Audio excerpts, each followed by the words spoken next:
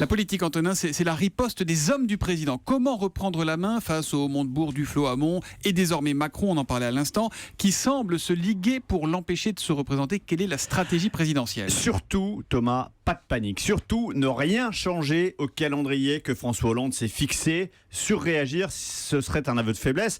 Donc les conseillers qui veulent en coller une à Emmanuel Macron, ou ce dirigeant de la majorité qui veut carrément lui casser la gueule. Il y a des guillemets chaque fois. Oui, l'expression a été employée dans les murs de l'Élysée.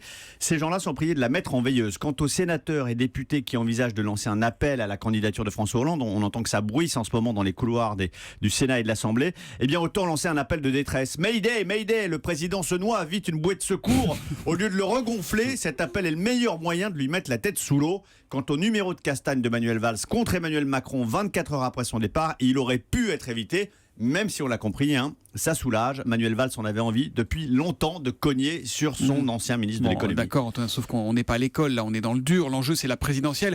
Et franchement, au terme de cette semaine, on se dit que c'est très, très, très mal engagé pour François Hollande, non ? Vous allez me dire qu'il est mort, Thomas. Vous allez me dire qu'il est mort politiquement. Et vous auriez raison. Il est mort. On n'est jamais mort en politique, paraît-il. Il est mort, figurez-vous, en 2005, quand premier secrétaire du PS, il est désavoué par le non au référendum sur la Constitution européenne, alors que lui s'était battu pour le oui.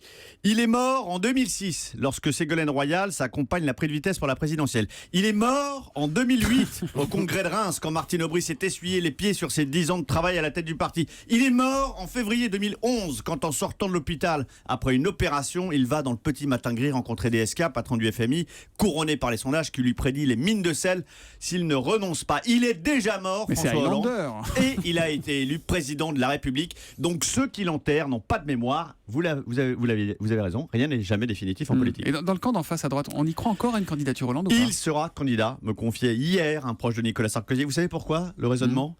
Alors, s'il n'est pas candidat, il a 0 chance d'être réélu. Ça, c'est sûr. S'il est candidat, il a une chance sur 100, donc il sera candidat. C'est la Française des Jeux, quoi. 100% des gagnants ont tenté leur chance.